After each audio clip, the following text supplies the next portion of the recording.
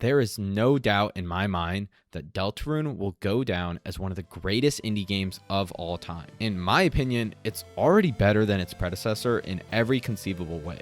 However, unlike Undertale, its famous older brother, it has one glaring problem that may hold it back from ever getting the praise it truly deserves.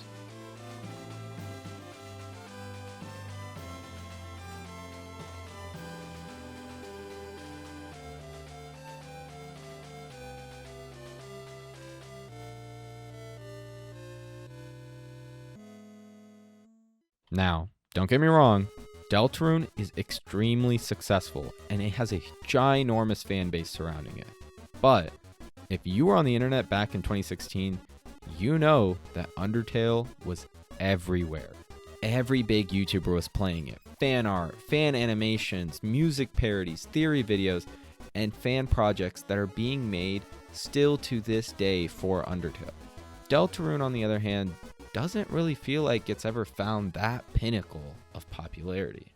Now, I remember when Deltarune Chapter 1 came out and the internet was freaking out. Toby Fox making another game and it has the same characters as Undertale, but wait, it's not the same world? There were so many questions, there was so much excitement, and when it came out, Deltarune was special. Deltarune, while playing very similarly to Undertale, was fundamentally a very different game because your choices don't really matter in the same way. You are now just one of 3 heroes told of in the prophecy. So, you set off on your journey, fighting or recruiting enemies, making friends, and growing as individuals as well as a team, until you get to the final boss fight, and you seal that dark fountain. A climactic end to the start of a beautiful... What the hell? Why is Chris... What is he doing? He's getting out of... Did he just rip his heart out? Deltarune's secrets and mysteries are handled very differently than Undertale. And for good reason. Undertale was released as a full game right at launch. Not including the demo, of course, but there was no DLC or addition to the game that were ever added afterwards. Let's ignore the Switch and console exclusives and all the stuff that Toby's been adding since the release of Deltarune to make more mysteries. Not that part. I'm talking about when the game released. Inherently, this made a lot of the questions and theories about Undertale focus on the little hints and notes that were left around the map that we never got an explanation on. Because unlike Deltarune, if you wanted to figure out the truth about humans and monsters, you just played the rest of the game. Deltarune, on the other hand, is very different. It's released chapter by chapter, which leaves discussion on questions that may or may not get answered at the very next release. And so, while there was major hype and intrigue about Deltarune when it released in 2018, it took nearly 3 years for another chapter to release. I love anime and manga. Stay with me for a second. We'll get back to Deltarune, I promise. I love anime and manga for many reasons, but one of my favorite reasons is the weekly release format. I've enjoyed that wait and anticipation since I was a kid, honestly, when I was watching new episodes of cartoons that would come out. I remember setting up my DVR to record the new episodes of Regular Show and Adventure Time airing at the same time every week. Damn, I don't even know if DVR still exists. Anyway, when I got into seasonal anime, I really loved the discussion I got to have with my friend. We'd always watch the new episode together, and then we'd kind of rave about it throughout the week as we got excited for the next one. And nowadays it's practically a ritual for people to go online and talk about the new stuff that happened in their new anime or their new manga that they've been reading. I do think this is what has made Deltarune significantly less popular than Undertale. Most people like binging things, but for me, especially as I've gotten older with less and less time, hearing a 40-hour tag on any game can sound a bit scary with all my other responsibilities. So Deltarune's episodic releases have been especially wonderful for me. Chapter 1 came out, and it was so fun trying to find all the secrets and fighting our favorite little dickhead, Jevil. And so when Chapter 2 finally released, I was reminded of all the previous questions and theories, only for almost none of them to be answered and more to just be added to the pile. weird route, the roaring, lesbians. Oh, and Lightners can create dark fountains apparently. And wait, holy fuck, did Chris just...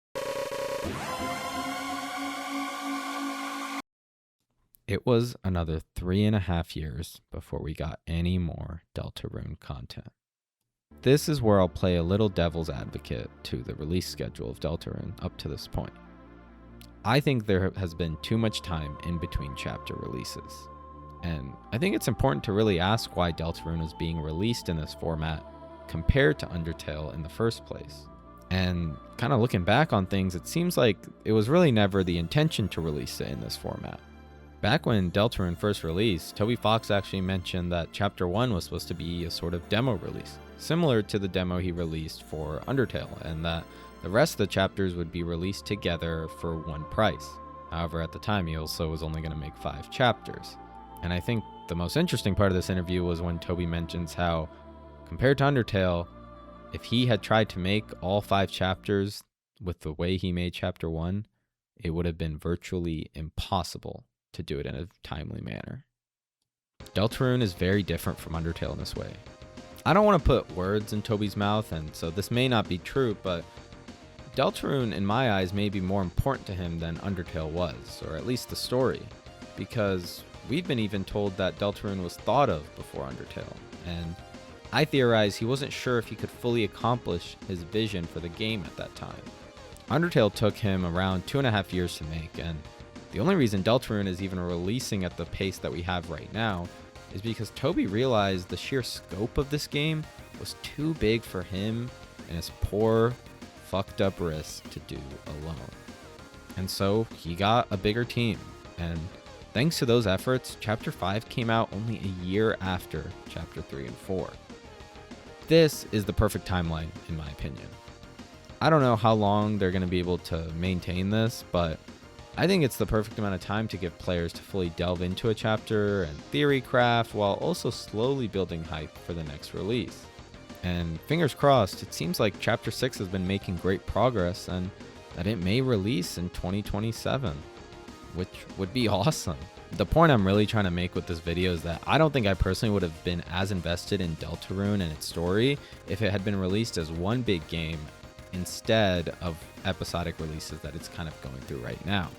The developmental struggles, the frequent and open communication from Toby Fox throughout the development is a bit of a story in itself, in my opinion, and it's deeply connected to the roots of Deltarune. And I think the episodic nature of each chapter is really emblematic of what Deltarune has been.